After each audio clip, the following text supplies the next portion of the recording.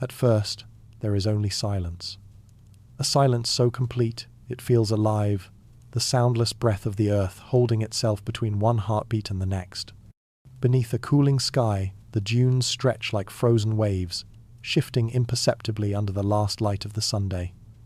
The desert is not empty, it only appears that way to those who have forgotten how to listen. When the wind moves, it carries fragments of voices, whispers of caravans that once crossed these same ridges thousands of years ago. Traders, wanderers, pilgrims, their footprints buried long ago, their stories dissolved into dust. Yet something of them lingers here. It moves in the rhythm of the sand, in the way the air trembles with heat even after dusk. You can almost sense their presence, as if the desert remembers every traveler who ever dared to walk its shifting skin. We have always imagined the desert as a place of death, a wasteland, a punishment. But that may never have been true.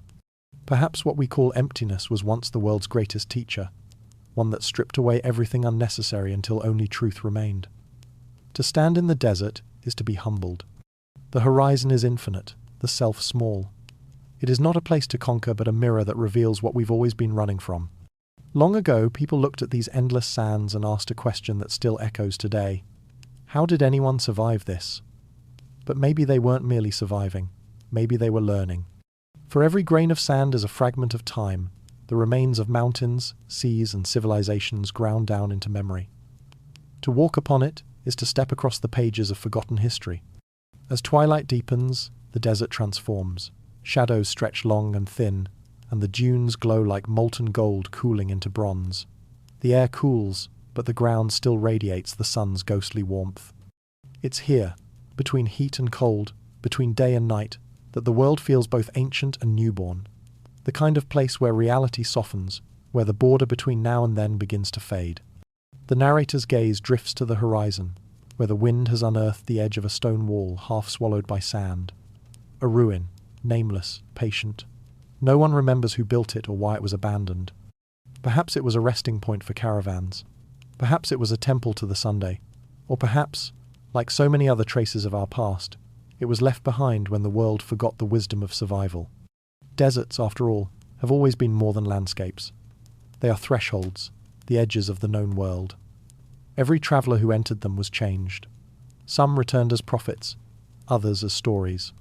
In the stillness, the mind begins to hear what the noise of the world usually drowns out.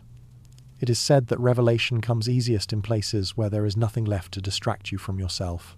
As the stars begin to pierce the purple horizon, the desert reveals another paradox. Within its silence lies movement, and within its emptiness, abundance. Beetles gather droplets from morning fog.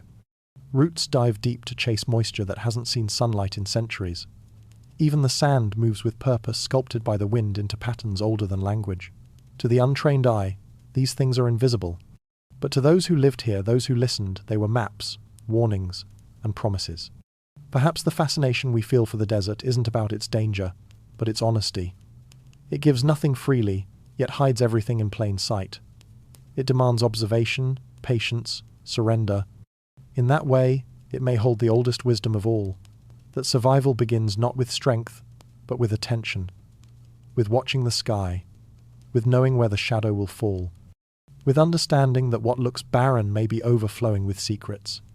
The wind shifts again, brushing across the sand in a low sigh, like a voice caught between worlds. The ruins disappear once more, buried by the same breath that revealed them. Night settles, heavy and vast. The air cools to glass, and the stars sharpen into focus, distant, ancient, unmoving. Somewhere beneath that sky, a trail of faint impressions catches the moonlight.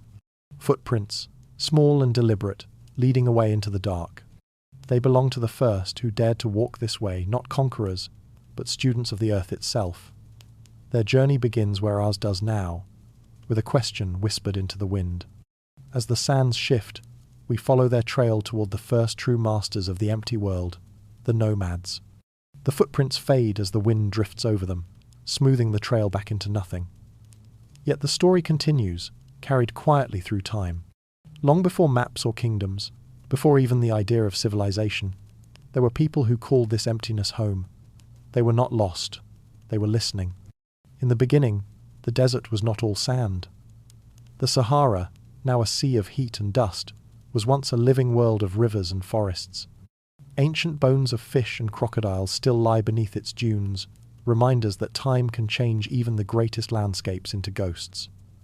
When the rains vanished and the earth cracked, some fled, but others stayed. And in their staying, they began to learn the language of survival. They discovered that survival did not begin with tools or fire, but with watching. The desert rewarded those who paid attention, to the wind that carved the dunes into moving mountains, to the shadows that marked the hour more faithfully than any clock, to the silence that warned of an approaching storm long before the horizon darkened. Life here was not conquered, it was negotiated. Every moment was a conversation between human and earth. When water grew scarce, they learned to follow the flight of birds, the shimmer of heat that hinted at underground springs. They watched the colour of the sky to read the next day's weather.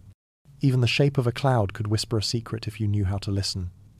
These early wanderers lived lightly, carrying almost nothing. The desert taught them that excess was death. That wisdom was the art of knowing what to leave behind.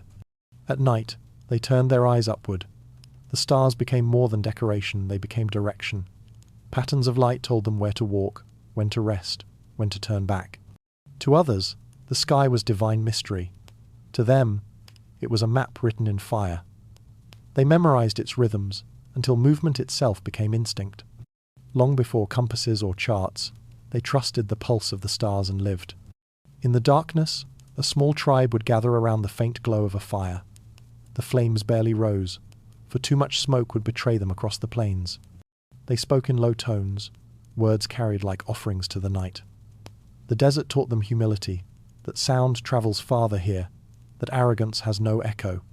And so they spoke softly, as if in a cathedral made of air. Each dawn brought both danger and beauty. When the first light touched the dunes, the world appeared reborn. Shapes from the night became clear. The skeleton of an old tree, the curve of an animal's track, the outline of a buried stone.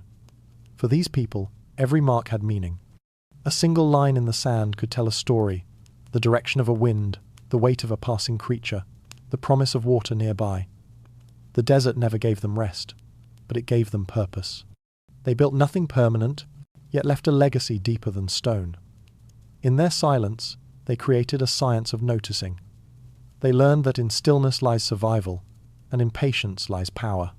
They didn't rush the world, they listened to it breathe. Each discovery was born not from conquest, but from respect. And slowly, generation by generation, that respect became knowledge, and that knowledge became tradition. The modern world often sees them as primitive, wandering aimlessly beneath an unforgiving Sunday, but perhaps they understood something we've forgotten, that to endure, one must adapt, not dominate. They were not trapped in the desert, they were in conversation with it. When storms rose, they waited. When droughts stretched on, they followed the wind to where life still lingered. In their ways, we glimpse the origin of everything that came after the foundations of travel, trade, astronomy, and resilience. The first cities, the first empires, would all owe their survival to lessons born in these sands. Every civilization began with someone who learned to read the earth when no one else could. Now, as the last of their footprints disappear beneath the moonlight, the stars above remain unchanged. They still trace the same invisible paths across the heavens, still whisper directions to those who dare to look up. The desert has not forgotten its first students, and as the wind quiets, the night deepens into a vast, dreamlike calm. The horizon glows faintly with a promise, a shimmer of light that will lead to the next great question. Beyond these early wanderers lies a civilization that would turn survival into art, and sand into eternity. The Nile waits, Egypt is stirring. The desert opens, and a single ribbon of blue cuts through the endless gold. The Nile. From above, it looks like a vein of life carved into the skin of a sleeping giant. On either side stretches death, but along its banks the world hums with creation. We are taught that Egypt was built by kings, by slaves, by gods carved in stone, but perhaps it was built first by water, by the patient rhythm of flood and drought. Every year the Nile rose and fell like breath. It drowned the land, then left behind a thin film of black earth, the gift that made everything possible. From this pattern, the Egyptians learned the first great lesson of civilization, that control begins with observation. They measured the flood with sticks marked in cubits. They mapped the stars to know when the waters would return. They built canals to catch what might otherwise vanish back into the desert. What began as survival slowly became science, and science became faith. To them, the river wasn't merely water, it was time itself, cyclical, eternal, reborn.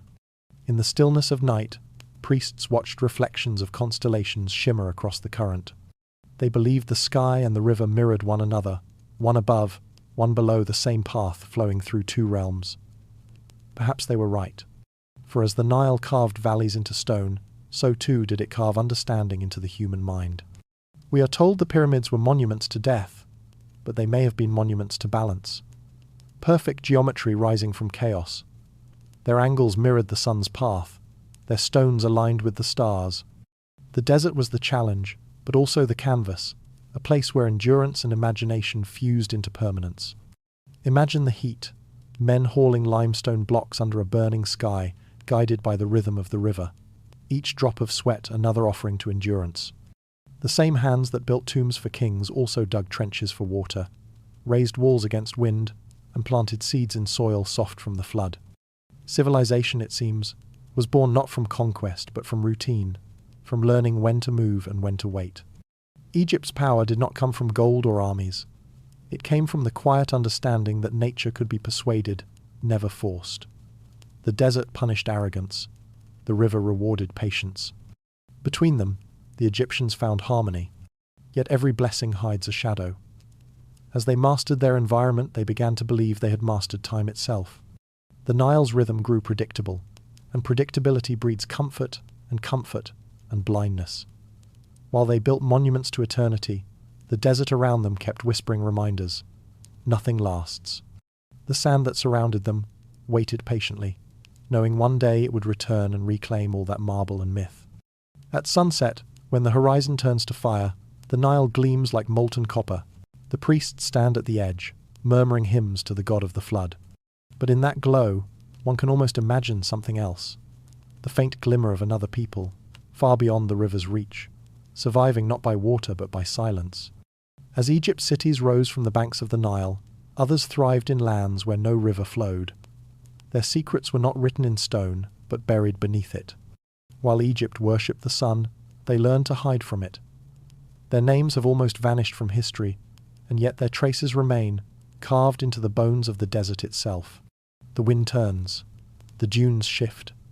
Our path leaves the water and moves once more into the emptiness toward the forgotten tribes that lived beyond Egypt's reach. Beyond the fertile valley, the desert resumes its dominion. To most it looks lifeless, a pale ocean without end. But buried beneath the dunes are stories that even Egypt tried to forget. Far to the west and south, across scorching plains and ancient dry lakes, lived the desert engineers, the Berbers, the Libyans, and the mysterious Garamantes. Their names survive only in fragments of Greek scrolls and half-erased inscriptions. Yet what little remains hints at brilliance. Where the Nile gave life openly, these people found it hidden. They learned that under the sand flowed invisible rivers, aquifers trapped in stone. They tunneled deep to release them, carving underground channels that stretched for miles. The air within those tunnels stayed cool even when the world above burned. By day, the surface shimmered with unbearable heat. Below, water moved in darkness, whispering through carved stone veins. To walk through one of these ancient foggerers today is to step inside the lungs of the earth. The air smells faintly of dust and minerals. Drops fall from the ceiling like time itself dissolving. It is easy to forget that these corridors were built thousands of years before Rome even dreamed of plumbing. These were not wanderers. They were architects of invisibility, building downward instead of upward, preserving life by hiding it from the Sunday. The desert forced ingenuity through desperation. Without forests, they built with mud, salt, and wind. Without rivers, they created their own. Villages appeared where no one believed life could take root. Clusters of palm trees fed by hidden wells. Houses, oriented to catch passing breezes. In the shimmering distance, these oases must have looked like mirages. But they were real. Proof that civilization could bloom even where nature said it could not. Trade routes began to lace the Sahara, linking these hidden cities with Egypt to the east and the Mediterranean to the north. Gold, salt, ivory, and ideas traveled these paths. The desert, once thought impassable, became a bridge, a living network of movement and exchange. Somewhere along these routes, myths were born of kingdoms swallowed by sand, of entire civilizations erased overnight by a storm. Perhaps those were not myths at all, but warnings about what happens when balance with the desert is lost. For the sands give, but they also take. Archaeologists have found skeletons of cities buried midlife walls still standing, pottery unbroken, as if time itself stopped and covered them in silence. The Garamantes vanished this way, their canals dried, the wind grew stronger. One day, the wells yielded dust instead of water. A civilization that had conquered invisibility was erased by the same element it had mastered. We call them forgotten, yet perhaps they chose disappearance over defeat. Some say their descendants still roam as nomads, their knowledge scattered across tribes and legends. When European explorers later crossed these lands, they found carved stones and subterranean passages, but no people to claim them. The desert had reclaimed its secrets. Egypt may have written history, but these hidden kingdoms lived its counterpoint, a story of survival through humility rather than dominance. They remind us that intelligence takes many forms. Some shout across centuries in monuments of stone, others whisper quietly beneath the earth, waiting to be rediscovered. As night falls again over the dunes, the wind sighs through abandoned tunnels. The stars above return, ancient as ever, watching without judgment. Their cold light touches the Nile far away, and the buried oases here are like two worlds forever bound by the same sky. The question remains, if these people could survive where no water flowed, what else might have existed beyond the horizon in lands even harsher, even older? The sands stretch endlessly westward, toward forgotten valleys and mythic plains, where other civilizations once traced the constellations in the dark. Our journey follows that wind, chasing the faint glow of memory deeper into the desert toward Mesopotamia, where knowledge itself became the ultimate tool of survival. The dunes fade, and in their place rise wide, cracked plains, a vast mosaic of baked clay stretching as far as the eye can see. Between two rivers, the Tigris and Euphrates, lies a cradle of dust and wonder. This is Mesopotamia, the land between waters, where the desert's lessons transformed into civilization's first blueprint. Here, the air still smells of earth after rain, rare, fleeting, precious. The rivers swell and recede like twin serpents breathing in unison. When they overflow, the land blossoms. When they retreat, the soil hardens to stone. To survive here, one needed to understand both abundance and famine, order and chaos. The people who settled these banks learned quickly. To live was to calculate. They began to mark the seasons, not by instinct, but by pattern. Reeds pressed into wet clay became symbols small, deliberate, permanent. These were the first written words, the first attempt to trap time. What began as tallies of grain and livestock evolved into something far greater, a record of memory. For the first time, human thought left the body and took shape in stone. At night, when the heat finally released its grip, the sky turned to velvet. The early priests stood on ziggurats, their gaze fixed on the constellations. To them, the heavens were not distant, they were instruction. Every movement of a star, every eclipse or rising planet, was a message to decode. In that endless blackness, they saw the patterns that would guide their crops, predict their floods, and shape their myths. We are told they worshipped gods. But perhaps they were simply honoring the logic of the world, the invisible equations of survival written across the night. The desert had already taught humanity to watch and wait. Mesopotamia taught them to record what they saw, to measure, to predict. Knowledge became shelter. Ink became weapon. Their temples were more than houses of prayer. They were observatories, laboratories, and archives. Within their walls, generations of scribes and astronomers carved the rhythms of nature into tablets that would outlast their empires. The people called themselves caretakers of order, bringers of balance between heaven and earth. But balance, like the desert wind, is fragile. Every calculation depended on the cooperation of the sky, the mercy of the rivers. A single misjudged flood could erase years of work. The Mesopotamians understood that to control nature was impossible, but to read it correctly was salvation. So they devoted their lives to learning its language. When you walk through the ruins of Ur or Babylon today, you can still see the remnants of that devotion. broken tablets lying like fallen stars, each etched with symbols that once held power, fragments of knowledge gathered under torchlight, while jackals howled beyond the city walls. They believed knowledge could keep darkness at bay, and maybe, for a while, it did. The stars told them when to plant, when to pray, when to hide from storms. But knowledge, like sand, slips through the fingers of time. What one generation inscribed, another misread. The wind carried fragments of wisdom away, scattering them across continents. Somewhere within those fragments lay the first great secret of civilization. Survival isn't merely endurance, it's remembering. And as the stars shifted above their clay towers, another truth stirred below, that everything written, no matter how sacred, can be buried and forgotten. The same sands that preserved their words also learned how to erase them. When dawn rises over the plains, the ziggurats cast long shadows across dry riverbeds. The same rivers that birthed life now retreat, leaving cracked earth like scars. But beneath that surface, hidden in layers of dust and time, the first human thoughts still wait patient as the desert itself. And from those buried thoughts, whispers would travel east and west, carried by traders, wanderers, and storytellers. The knowledge of survival was about to leave its birthplace, to walk again through the sands. Centuries passed, and empires rose like mirages. Akkad, Babylon, Assyria, names now worn smooth by time. Each built upon the ruins of the last, each believing it had tamed the chaos of the land. But beneath their walls, the same truth remained. No empire lasts forever under the desert sky. When drought returned, it came quietly at first. Crops failed, trade waned, the rivers shrank to trickles. The scribes who once recorded floods began to carve prayers instead of numbers. Yet even as hunger spread, they continued to write as if the act itself could hold back oblivion. Then, one day, the sky changed. A storm unlike any before swept across the plains, carrying sand from the west. It filled the streets, buried the statues, silenced the temples. The desert had returned for its debt. But not everything was lost. Hidden deep within palaces and libraries, thousands of clay tablets survived, sealed beneath collapsed walls, protected by accident. These fragments would sleep for millennia, until curious hands uncovered them once more.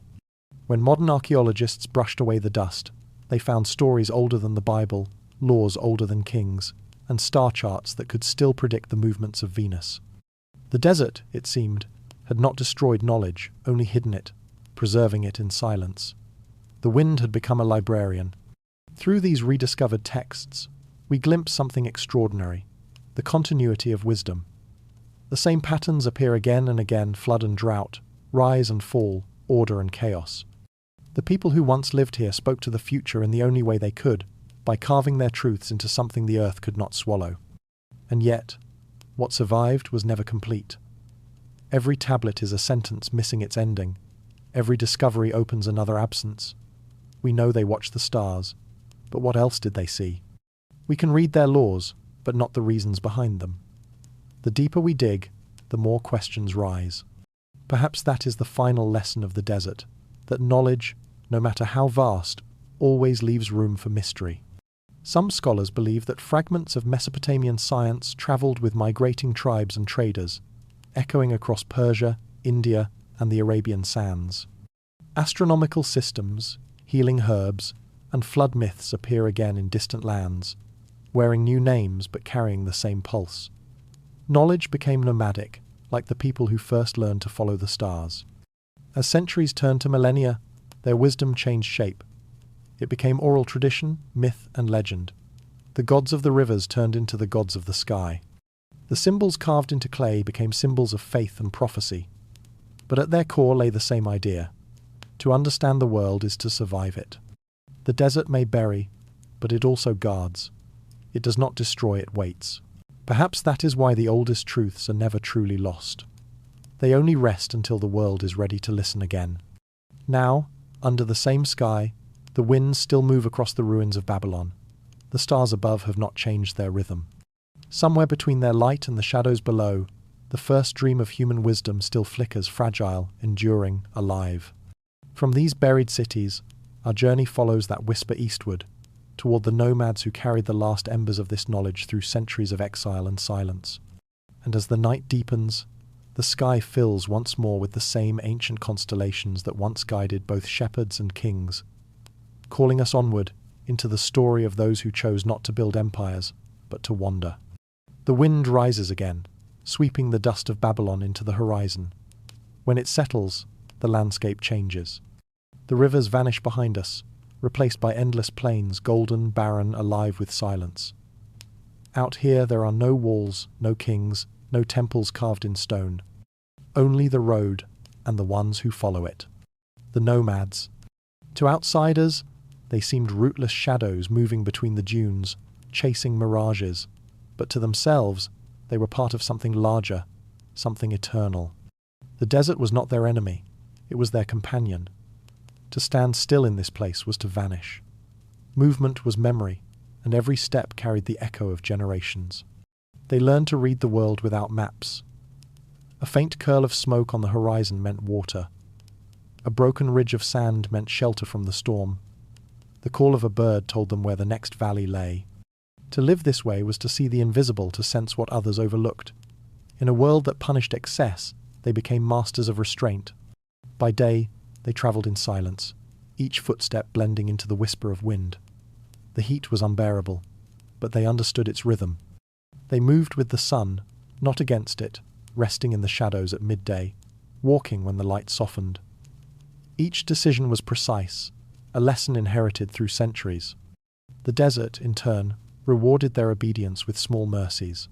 A cool wind, a distant well, the faint perfume of rain miles away. At night, the world transformed. The dunes turned silver, the stars burned closer, and the wind fell quiet. Around a low fire, they shared stories not to pass time, but to preserve it. Each tale was a map, each song a compass. They sang of ancestors who crossed seas of dust, of the beasts that guarded hidden wells, of travellers who followed stars to the edges of the earth. These stories were not myths. They were survival guides, disguised as poetry. Their homes were not walls but circles, tents woven from goat hair and thyme. When the wind howled, the fabric breathed. When the sun rose, it cooled. When the tribe moved, it folded into silence. The desert demanded impermanence, and they answered with grace. What others called instability, they called harmony. In their movement was a kind of faith. Every journey began with uncertainty, but they trusted the rhythm of the earth, that after the storm, calm would come, after the drought, the dew. To live this way required surrender, not control. They followed not the path of conquest, but of coexistence. We are told, civilization means settlement. Yet, watching the nomads, one begins to wonder who truly understood the world better. The builders who fought to hold the earth still, or the wanderers who learned to move with it. When dawn arrives, they are already gone. The fire has turned to ash. Only footprints remain, soft crescents leading toward the rising Sunday. And just as the wind begins to erase them, the horizon shifts again. Distant constellations still glimmer overhead, ancient and unchanged, marking the road ahead. Because for these travellers, direction was never given by land, but by sky. Each night, the heavens unfolded like a map written in light. To the nomads, the stars were not distant ornaments. They were companions, silent guides that never betrayed. Long before compasses or charts, these wanderers memorized the patterns of the sky. Every constellation told a story, and every story pointed towards survival. They knew the belt of Orion as the three travellers, the North Star as the anchor. The Pleiades, those faint clustered lights, marked the seasons for migration. The sky was a living library, and they read it fluently. Children grew up tracing invisible lines between stars, learning to navigate not through instruments, but through intimacy. When the wind carried sand high into the air, hiding landmarks, they looked up. When the dunes shifted and erased old paths, the stars remained, patient and eternal. In their glow, the nomads found constancy in a world of change. The celestial dome became both compass and comfort, a reminder that even in vastness, there was order. Around the campfire, elders whispered the stories of how the stars were born from ancient fires, from the eyes of forgotten gods, from sparks struck between heaven and earth. They were not just lights, they said, but memories of creation itself. To look at them was to remember where all journeys began. The desert at night was not silent. Beneath the quiet, There was rhythm, the soft hiss of sand shifting, the distant cry of a jackal, the crackle of the fire breathing in the wind. Under that soundscape, the human mind found peace. It was said that in such stillness, a person could hear their own heartbeat echo against eternity. The nomads used the stars to measure more than distance. They measured time, seasons, even emotion. Certain constellations signaled harvests far away, others warned of storms. But beyond practical use, there was reverence, an understanding that existence itself followed celestial order. They saw no separation between heaven and earth, between man and cosmos. Everything was connected by invisible threads of movement and rhythm. Modern eyes might see superstition in their stargazing, but what if it was science in its oldest form, observation woven with awe? Their knowledge of the stars was exact, passed through centuries of memory. They tracked lunar phases, eclipses, and planetary paths with precision that still astonishes scholars. They mapped time without instruments, guided caravans across continents with nothing but the sky. Sometimes, when storms blotted out the stars, they would wait days, even weeks, trusting the light would return. This patience was their true strength. The world might shift beneath them, but they knew the heavens would not. And in that trust, they found serenity. In a way, the desert shaped their minds as much as their bodies. It taught them to see the unseen, to hear silence, to find direction where others found despair. Through generations, they carried this wisdom across the world, their songs becoming proverbs, their navigation becoming legend. As the fire fades to embers, one final story lingers of a traveller who followed a single star deep into the desert and never returned. Some say he vanished. Others believe he found something greater, a truth too vast to bring back. The tribe still watches that same star each night, waiting for him to return with the answer. The wind rises again, scattering the last sparks into the dark. The constellations turn overhead, slow and indifferent. The nomads sleep, trusting the sky to keep its watch. And somewhere beneath that canopy of light, a new discovery waits not in the heavens this time, but hidden below. For the next great secret of survival lies underfoot, buried in shadow, where the desert hides its rivers and its breath. The stars fade, and dawn spills across the horizon like molten silver. The desert glows again, endless dunes stretching in every direction, quiet as breath. To the untrained eye, this is a place without mercy, without life. But those who have listened long enough know the truth. Beneath the silence, something moves. Deep under the sand, invisible to the day, rivers still flow. They run through stone and shadow, winding through caverns untouched by sun for thousands of years. To find them was to find life itself. And long before modern science mapped the earth, the ancients had already learned how to listen for water. It began with sound, a hollow echo beneath the heel, a faint coolness rising from the ground, the pattern of plants growing in unnatural circles. These were clues. The desert, they knew, would never reveal its secrets easily, but it always left a whisper, and the first who learned to hear it became engineers of the impossible. Across Persia, Libya, and Arabia, they dug the Karnats, long tunnels carved by hand through rock and clay, gently sloping so water could travel from hidden springs to the surface. Some stretched for miles, unseen from above, running like veins beneath the desert's skin. The workers dug in darkness, guided only by torchlight and the feel of cool air. It was a kind of sacred labor. One mistake could mean collapse, suffocation, or flooding.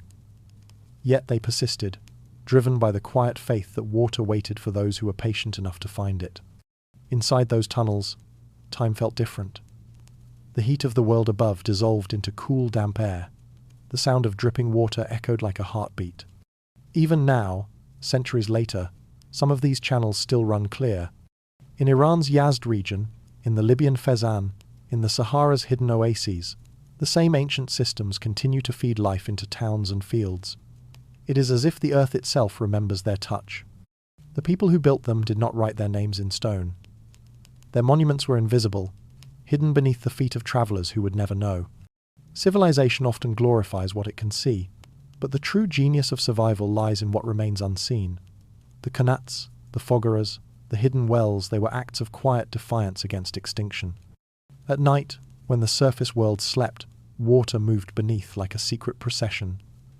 The builders believed these channels were more than engineering. They were veins of spirit. The water was alive, a messenger between worlds, carrying memory from one valley to another. To harm a well was a crime, to waste water was a sin. The desert has always demanded humility. These people learned that survival meant not taking but cooperating, guiding nature rather than bending it. Theirs was not conquest, it was conversation. They learned to build downward, into shadow, where life could endure unseen. The next time the sun rises over the dunes, imagine what lies beneath. Beneath your feet, entire rivers sleep ancient, patient, still flowing through stone channels carved by forgotten hands. Above, the world burns. Below, it breathes. But water alone could not sustain them. Once they mastered the art of thirst, they turned their minds to hunger and discovered that the desert, too, had its ways of feeding those who listened. Beneath a canvas of gold and silence, the desert offered little. No lush fields, no forests, no gentle rains. And yet, across millennia, its people never starved. They learned to trick time to turn scarcity into preservation, and hunger into art. Their food was never abundant, but it was eternal. They dried meat beneath the sun, curing it with salt carried across hundreds of miles on camelback. They fermented milk into yogurts that lasted through seasons of drought. They ground grain into fine dust and stored it deep underground in sealed clay jars. Food vaults designed not for days, but for generations. Each grain was a promise to the future. To survive the desert was to understand patience. Freshness was a luxury, but endurance was salvation. They built underground silos cooled by the earth, where air flowed through small openings that kept the grain dry. In some places, those ancient stores are still found pottery sealed with pitch, the contents perfectly preserved after thousands of years. Their trade routes became arteries of exchange, carrying not only salt and spice, but knowledge. In return for their preserved foods, they received metals, fabrics, and new seeds from faraway lands. Through this barter, the world's oldest form of globalization took shape, a network of survival connecting civilizations through hunger and hope. Around their fires, they shared recipes that were more like incantations, mixtures of date syrup, ground barley, and oil that could feed a family for days. These meals were small but potent, dense with energy, designed for endurance rather than indulgence. Even their water carried memory infused with herbs that cooled the blood, or ashes that restored lost minerals. We think of deserts as places of deprivation, but perhaps deprivation was the teacher. By stripping away excess, the desert revealed what truly mattered, what could last, what could nourish, what could endure. Their foods were not made to please the tongue, but to protect the body, designed with the precision of medicine, born from centuries of necessity. When we open ancient jars and find grain still intact, we are not only seeing preservation, we are seeing defiance. The will to live encoded in every seed. These people understood that survival was not about abundance, but balance. They did not hoard, they calculated. They ate just enough to remain, and in remaining, they carried knowledge forward. Over time, their methods spread across continents. The Bedouins' preserved milk became yogurt in the mountains of Greece. The desert tribes' salted fish became delicacies on Roman tables. Their date wines evolved into the first sugars. We still eat their wisdom without knowing it. In the end, the desert's greatest recipe was simplicity itself. Nothing wasted, nothing rushed, nothing forgotten. Each act of preservation was an act of faith. Faith that tomorrow would come. Faith that someone would find what was left behind. And just as water flowed unseen beneath the ground, so too did their wisdom flow through time, hidden, continuous, eternal. But survival was never only physical. Beneath every invention, there was a belief, a sense that to endure the desert required not just skill, but spirit. It was not enough to build and store. One had to believe that life itself was sacred, and that endurance was a form of prayer. From the cool tunnels and buried granaries, our story now rises into the realm of the unseen, where survival meets ritual and practicality becomes faith. In the heart of the desert, where silence stretches like eternity, every small act becomes sacred. When the sun falls and the temperature drops from fire to frost, the people of the sand gather around circles of flame, small, deliberate, glowing against the infinite dark. The fire is not only warmth, it is survival. But to them, it was more than that. It was conversation. The spark mirrored the stars above, a small echo of the great fires that once burned in the heavens. Around it, they would sit in silence, not out of weariness, but reverence. Each flame was a prayer in motion, an offering to the night that had spared them once again. They called these moments the breathing of the earth, the crackle of wood, the sigh of the wind, the rhythm of their own heartbeats blending into something larger. No words were needed. The desert had already taught them that silence could speak louder than sound. When storms approached, they would trace patterns in the sand spirals, waves, circles, symbols meant to confuse the wind, to remind it that they too were part of the earth's rhythm. These gestures were half science, half faith. To modernize, they may look like superstition. But what if they were memory? What if, hidden within those patterns, lay remnants of an older understanding, one that knew how to speak to the elements rather than fear them? At dawn, they would extinguish the fire with handfuls of sand, never with water. Water was sacred, never wasted. The act was gentle, almost tender, as if tucking the flame to sleep. To them, balance was everything. Heat must end in coolness. Life must rest in stillness. Their rituals were not grand displays. They were quiet acknowledgments of dependence, gratitude disguised as habit. Each small ceremony reinforced the invisible covenant between human and nature. We take nothing that we do not return. It was in these gestures, passed from one generation to another, that survival became something deeper, a way of remembering that to live was not merely to endure, but to belong. When the night ended, the dunes were unmarked. The wind had erased their circles, but the lesson remained. The people rose, gathered their few belongings, and continued walking. There were no temples left behind, only the memory of firelight fading beneath the dawn.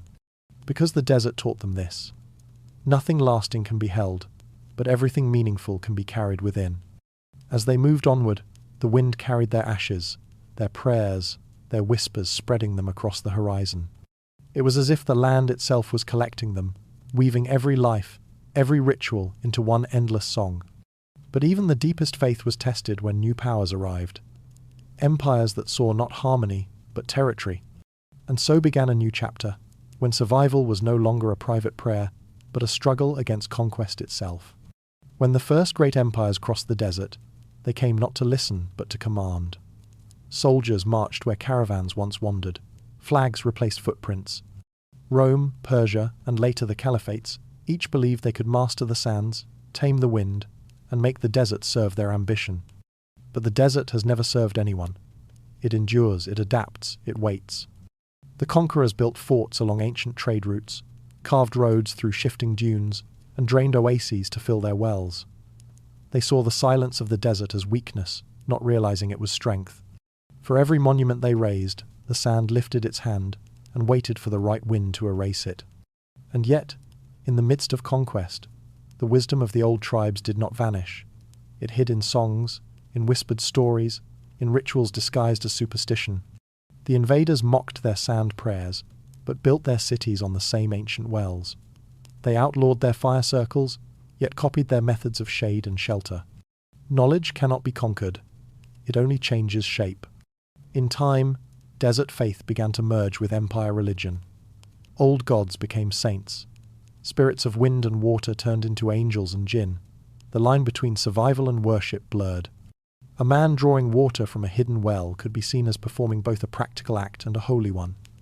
The desert had taught its lesson so deeply that even those who ruled forgot where it began. But not all who came to rule left harm behind. Some listened. The Persians restored qanats. The Arabs mapped trade routes that still exist today. They carried desert knowledge into libraries, recording techniques once passed only through memory. In this unlikely alliance between conqueror and nomad, the old wisdom found refuge once again. Still, something was lost. The simplicity, the quiet. The world began to move faster, armies, merchants, scholars, all believing they were advancing. Yet, in their haste, they left behind the essence of what made the desert sacred: its stillness.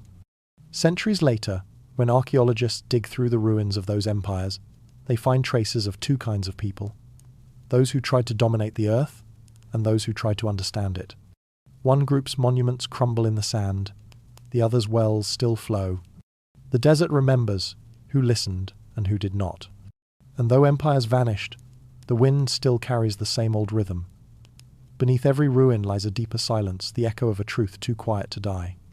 Now, our journey moves forward through that silence to the moment when these lost lessons would resurface again, centuries later, in the age of rediscovery. The sands that once buried knowledge would now reveal it, and the modern world would look upon the ruins and realize it had never understood them at all. The 19th century arrived with a hunger for discovery. Across Europe, the age of steam and empire filled men's hearts with restless certainty, belief that the world could finally be measured, mapped, and mastered. Yet the desert, still stretching silent and unsolved, whispered a challenge they could not ignore. They came with notebooks and rifles, linen hats and bottled courage. Caravans of camels carried crates of instruments through heat that melted wax and warped glass. Each step into the dunes felt like a step into myth. Behind them, Europe roared with factories. Before them lay an ocean of silence. When they reached the ruins, the first thing they noticed was not grandeur, but stillness. Stones rose from the sand like sleeping giants, faces half erased, doorways leading nowhere. The explorers pressed their palms against the carvings and felt the faint coolness of shadowed stone. In those moments, the noise of the modern world seemed to fade. They realized these places had been waiting patient, indifferent to be seen again. They called them discoveries, but the truth was simpler. The desert was revealing what it had chosen to hide. Walls once thought mythic appeared beneath layers of dust. Canals long forgotten gleamed faintly after a rare rain.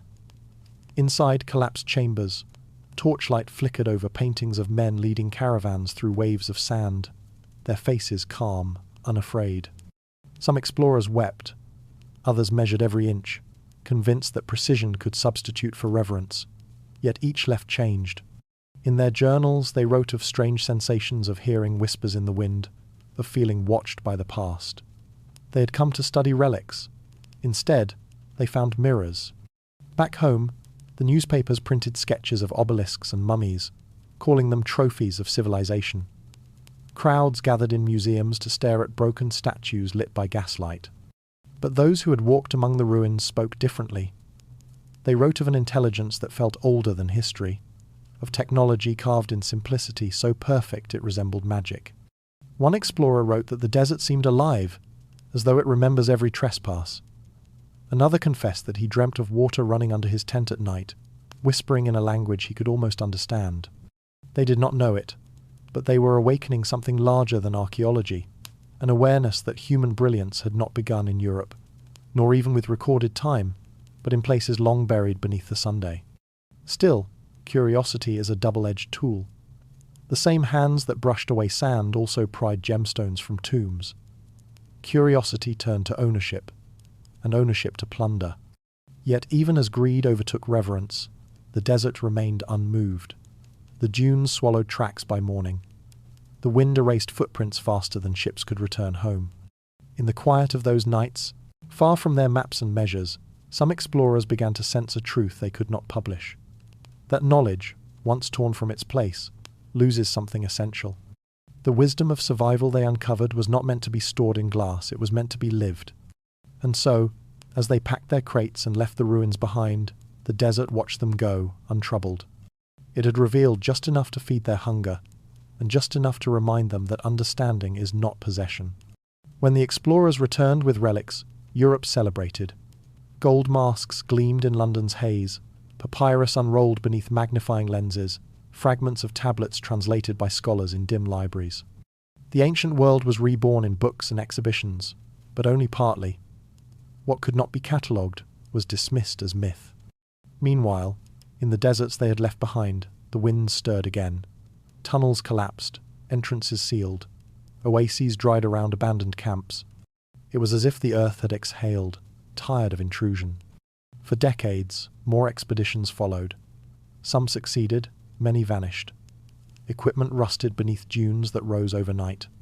Maps grew uncertain at their edges, where whole valleys appeared and disappeared like mirages. The desert had learned its defense: patience. Among the locals, stories spread that the land was reclaiming itself. Guides spoke of hearing voices at night near excavation sites, of tools disappearing, of compasses spinning without reason. The newcomers laughed, but unease crept in. Even the bravest realized the desert did not tolerate arrogance for long. Yet, paradoxically, these same hardships gave birth to a new humility. Some explorers stopped seeking treasure and began seeking understanding. They listened to the tribes, learned their languages, followed their customs of silence before dawn. Slowly, the old knowledge resurfaced: legends of underground rivers, maps of stars drawn on animal skin, chants used to locate water by vibration in the ground. What Western science later called discovery was, in truth, remembrance. The wisdom had never vanished. It had merely gone quiet until someone approached with respect. The greatest revelation came not from a golden tomb, but from the idea that the desert itself was the archive. Every dune, every grain, held traces of climate, pollen, ash, bone. The sand was memory made visible, constantly rewriting itself. The explorers began to realize that history was not a straight line, but a spiral, each civilization rising from the dust of the one before, each destined to return there again. By the century's end, museums overflowed, but the true treasure remained buried, understanding that survival was not invention but inheritance. What had seemed primitive was, in fact, precise. The irrigation tunnels they unearthed matched the efficiency of modern systems. The geometry of temples aligned with astronomical accuracy, still beyond easy explanation. The desert had housed scientists long before the word existed. Still, the world moved on. Wars came, borders shifted, and the sands reclaimed the paths once mapped. Today, satellites trace those same forgotten cities from above, their outlines faint beneath the dunes, a reminder that nothing truly disappears. It merely waits. Those explorers are long gone, but their journals remain. Between their lines, amid the measurements and drawings, you can sense awe slipping through their words. They began their journeys to uncover the past, but what they found was the mirror of humanity's amnesia. Every civilization, it seems, must one day forget itself, and one day remember again. And so the desert kept its rhythm. It allowed glimpses of its secrets, then folded them back into silence. Knowledge, once more, returned to shadow. But not forever. For in the quiet decades that followed, a new generation would come not with swords or flags, but with microscopes and satellites seeking to understand the old wisdom anew. The buried knowledge of the ancients would inspire modern minds to look again at the earth, not as a resource, but as a teacher. The desert, patient as always, would wait for them too. And so, as the wind crosses the last camp of the explorers and smooths away their footprints, we follow its path into the modern world, where science begins to rediscover what the ancients already knew: that beneath the sand lies not emptiness, but a map to our own survival. The 20th century believed it was new. Concrete replaced stone, engines replaced wind, glass towers replaced tents. Cities grew upward, glowing like constellations reborn on Earth.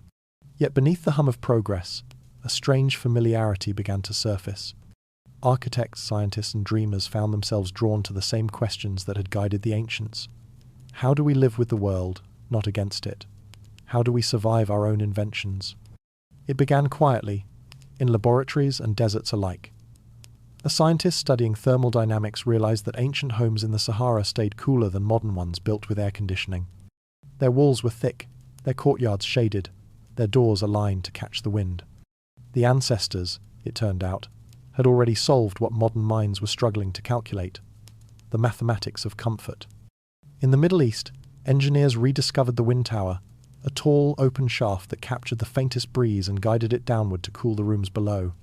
These structures, forgotten for centuries, began to appear again in modern cities, their geometry unchanged. The past had quietly left its blueprints in the sand, waiting for the right eyes to see.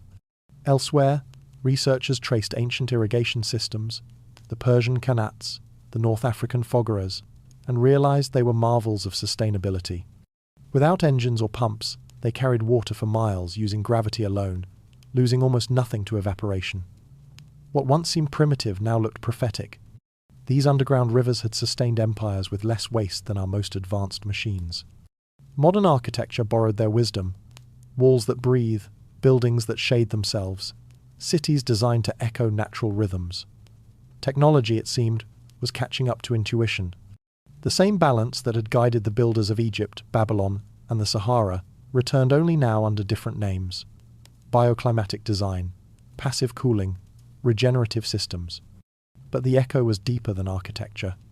In laboratories studying sustainable agriculture, scientists discovered that desert plants once dismissed as useless held the genetic secrets of endurance. Some could survive years without rain, reawakening after a single drop of water. Their DNA carried the memory of patience, the same rhythm the ancients had once worshipped. It was as though the old world was whispering to the new, "You have the tools, but you've forgotten the rhythm." What had begun as archaeology was now becoming prophecy, the realization that the answers to our modern crisis might lie in the ruins we once pitied. Survival was never invention, it was remembering. And as scientists turned to the desert again, this time with drones and sensors, instead of shovels, they began to see it not as wasteland, but as teacher. The silence that once frightened explorers became the laboratory of the future. Still, one question lingered. If the ancients had known so much, how had they fallen? What mistake had buried their wisdom for so long? The answer, perhaps, was waiting in the data and in the wind. As satellites mapped the planet from orbit, patterns began to appear faint, elegant, familiar. Ancient trade routes traced beneath dunes, lost rivers glowing like veins beneath the earth, geometric outlines of forgotten cities resurfacing after millennia. Technology was uncovering what intuition had once known. But something unexpected happened. The deeper scientists looked, the more they realized the past was not just echoing, it was repeating. Shifting climates, vanishing water, rising heat. The same cycles that had ended, ancient empires were returning, now on a planetary scale. Civilization had circled back to the same test. Could we remember what the desert had taught? Across research centers and conferences, a new reverence emerged. Papers on sustainability began quoting ancient methods. Engineers studied Bedouin tents for wind efficiency. Climate scientists referenced Mesopotamian flood records. It was as if humanity, after centuries of forgetting, was beginning to listen again. The rhythm of rediscovery moved quietly, like groundwater beneath the surface of progress. Solar panels angled like the petals of desert succulents. Artificial intelligence modeled ecosystems that had once balanced themselves without code. The wisdom of survival was returning through the language of data. Yet beneath the numbers, something older stirred an understanding beyond measurement. The ancients had not simply survived the desert, they had understood their place within it. Their rituals, once dismissed as myth, mirrored the cycles of nature now described by physics. Their prayers to the wind were acknowledgements of entropy. Their stories of rebirth matched the logic of ecosystems regenerating after collapse. Science was not replacing mysticism, it was translating it. The sacred and the practical, divided for centuries, were merging again. The more we measured, the more we rediscovered meaning. Even now, satellites orbiting above the Sahara capture shifting dunes that move like tides. To the instruments, they are data. To the desert, they are memory. Both speak truth, each in their own language. In universities and deserts alike, scholars and wanderers stand beneath the same stars the nomads once followed. The constellations have not changed, only our understanding has drifted. The sky still maps time, the earth still remembers water, and the wind still whispers lessons in patience. Perhaps the ancients were never gone. Perhaps they were waiting for us to grow quiet enough to hear them again. And as the modern world rushes forward, glowing with its own firelight, a few still pause to listen. In the hum of machines, in the algorithms of wind farms, in the quiet logic of a seed that sleeps for 100 years, the same old secret repeats itself. Nothing is lost, only misplaced. The desert's wisdom endures, not in ruins or relics, but in every act of balance we rediscover. The past was never behind us. It was beneath us all along, breathing through the sand, waiting to be named again. And so, as night returns over the dunes and satellites trace their silent orbits above, the story comes full circle. The ancient world and the modern one, bound by the same question that began it all. How did they not only survive here, but thrive? In the age of satellites, the desert is no longer unseen. Cameras pierce its surface, mapping every grain, measuring every shift. Yet what they reveal only deepens the mystery. Beneath the dunes, faint outlines appear geometric, precise, impossible to dismiss. Circles and corridors, canals and walls, patterns too deliberate for nature alone. Scientists call them anomalies. The ancients might have called them cities. The first images came from the Sahara, vast expanses once thought empty, revealing buried grids the size of towns. Radar waves penetrated the sand, bouncing back whispers of architecture lost for thousands of years. Some formations mirrored the alignment of stars, as though the builders had drawn the heavens into the ground. Others lay near what were once ancient lakes, now long vanished. When researchers compared these findings with old oral traditions, the parallels were uncanny. Tribes spoke of the cities of light, swallowed overnight by a storm that lasted 40 days. Others told of valleys that sang before vanishing, of glass in the sand where lightning once struck stone. Myths dismissed as poetry began to sound like records of catastrophe. Could the Sahara have been green, once a cradle rather than a tomb? Geological evidence says yes. Fossilized trees, petrified fish, and pollen trapped in layers of earth tell of rivers and forests where dunes now reign. Entire ecosystems rose and fell as the planet's axis shifted, turning paradise into exile. Those who lived there adapted, migrated, vanished, leaving traces too large to see from the ground. As archaeologists descend into the dunes, they find tools shaped from quartz, pottery sealed in salt, carvings of elephants, giraffes, and boats. Boats in a place that hasn't seen rain for thousands of years. Each discovery bends the timeline further. The story we've been taught of civilization beginning in river valleys, spreading outward, now trembles beneath these findings. What if the first great societies were not born beside rivers, but died beside them? What if the cradle of humanity lay not in fertile fields, but in the deserts we thought were lifeless? Every expedition uncovers more questions. The data suggests layers of occupation stretching back beyond recorded history. One lost world atop another, each consumed by sand, each forgotten by the next. The desert is not a graveyard. It is an archive, written in dust and silence. Some researchers whisper theories they dare not publish, that entire civilizations may have risen and fallen without leaving a trace. We can read, their knowledge erased by the same forces that preserved it. They call it the mirage of time, a cycle of creation, destruction, and rebirth, endlessly repeating beneath the shifting dunes. At night, as the scientists camp among the ruins, the air grows still. The stars above mirror the patterns buried below, as if sky and earth are reflecting each other again. The explorers stare upward, feeling the same ancient pull that guided the first wanderers. In that moment, science and myth blur, both gazing at the same mystery from opposite sides of eternity. The dunes whisper when the wind passes, and somewhere beneath them, the stone foundations of forgotten worlds breathe quietly, waiting for the next shift, the next uncovering. Because in the desert, nothing dies, it only sleeps. As technology peers deeper, the desert begins to reveal what the human eye could never see. Satellites detect subtle ripples in temperature beneath the surface. Infrared scans showing underground chambers, collapsed vaults, even buried waterways. It is as though the Earth itself still carries the memory of its architecture, pulsing faintly like a buried heartbeat. Some researchers compare it to listening to the planet dream. In northern Africa, LiDAR scanning reveals what appear to be vast rectangular complexes beneath dunes, walls hundreds of meters long, aligned to magnetic north. In Arabia, strange circular depressions form patterns matching ancient star charts. In Egypt's western desert, radar finds submerged stone pillars surrounded by fossilized shells, suggesting the remains of a temple beside an ancient sea. But for every discovery, there is resistance. Some findings challenge accepted timelines, suggesting civilizations older than Sumer, older even than pre-dynastic Egypt. Academia hesitates, because to rewrite history is to unsettle the comfortable illusion of progress. Yet the sand has no interest in human consensus. It preserves truth without caring who believes. The locals know this. When scientists show them maps and images, they nod quietly. "We have always known," they say. The earth remembers. For them, the stories of buried cities were never fantasy. They were inheritance knowledge passed through lullabies, songs, and silence. Perhaps that is why the desert attracts dreamers as much as scholars. Beneath the rational pursuit of data lies something more primal, the desire to touch the infinite, to prove that the world is older, wiser, and stranger than we dare admit. Every discovery feels like recognition, as if the earth is whispering, "Welcome back.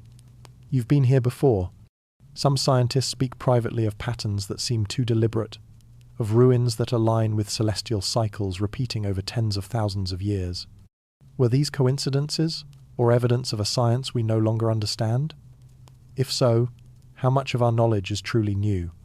When a storm rises across the excavation fields, it comes fast walls of sand blotting out the horizon. Work halts, machines fall silent. Within minutes, the sites vanish again, sealed beneath the same veil that hid them for millennia.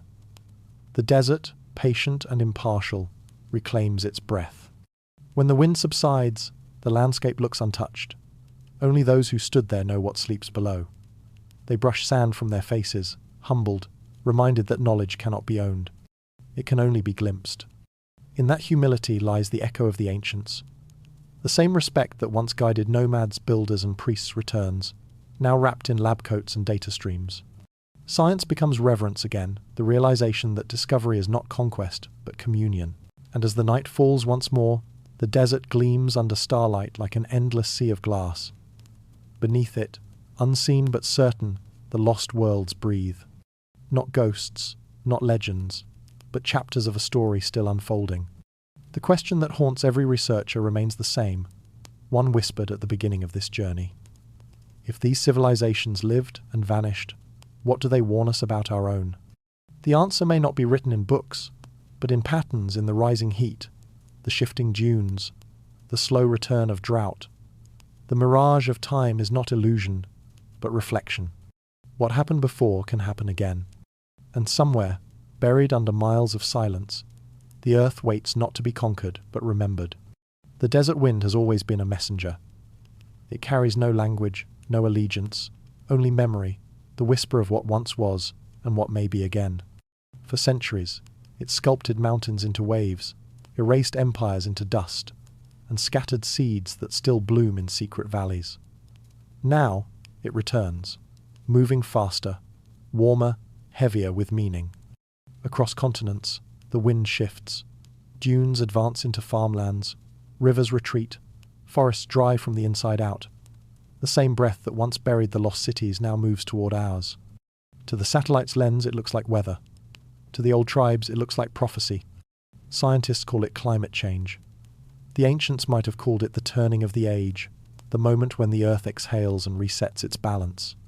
Both names point to the same truth. The rhythm has broken, and the desert is growing again. From the American Southwest to the Sahel, sand creeps closer each year.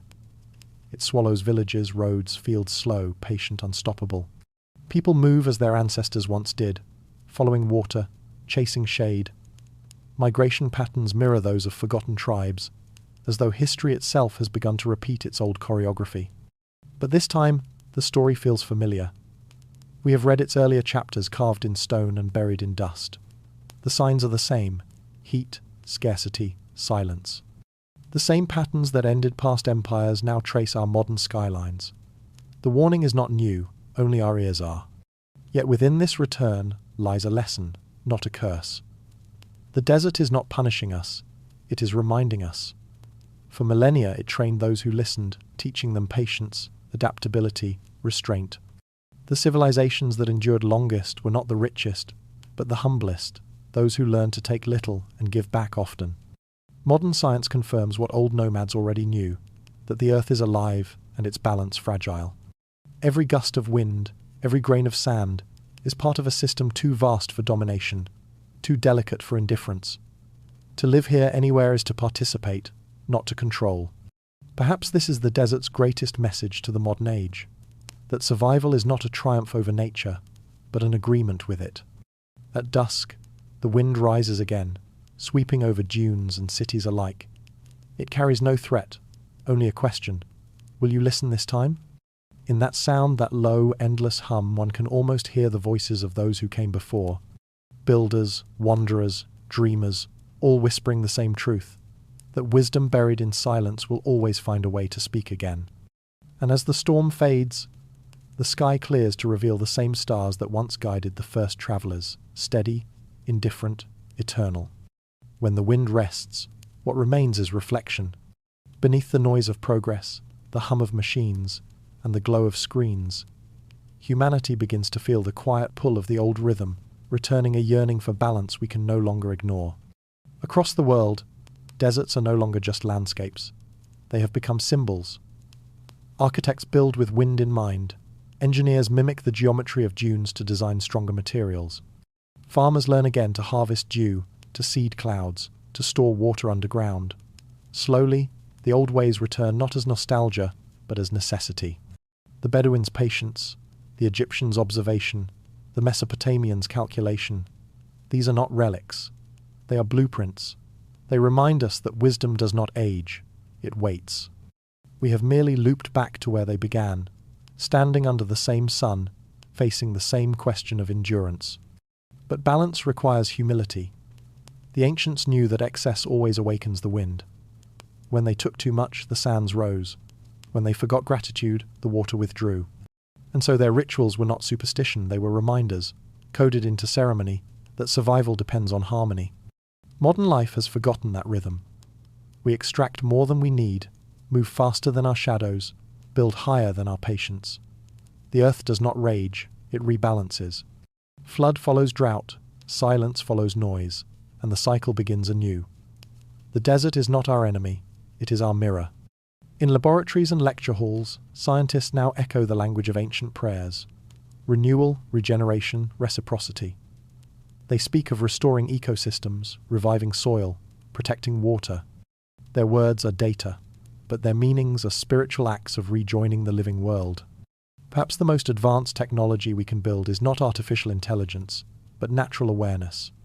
The understanding that every movement has consequence, every creation a cost, every grain of sand a memory of change. When night falls over the deserts of the world, satellites gleam above like metallic stars. They watch the earth breathe, recording its slow exhalation. And below, in the cool silence between dunes, the ancient wind continues its endless migration, circling the globe, carrying whispers from one age to the next. Those who still listen, farmers, wanderers, dreamers, insomniacs, hear it. It says that the past was never gone, only sleeping. It says that wisdom is not buried, only waiting to be remembered. And if we listen closely, we can hear the old truth returning, the one the desert has been repeating since time began. Survival is not the art of resisting the world. It is the grace of moving with it. Every civilization believes it is new. Every generation believes it stands at the edge of something unprecedented. Yet the sands tell another story, a quieter, older one. From above, the planet glows with light. Cities sparkle like constellations reborn on the ground. Satellites drift over continents, tracing the same orbits once imagined by the astronomer priests of Babylon. Planes cross the skies once charted by nomads' eyes. Our age is illuminated, interconnected, infinite, or so it seems.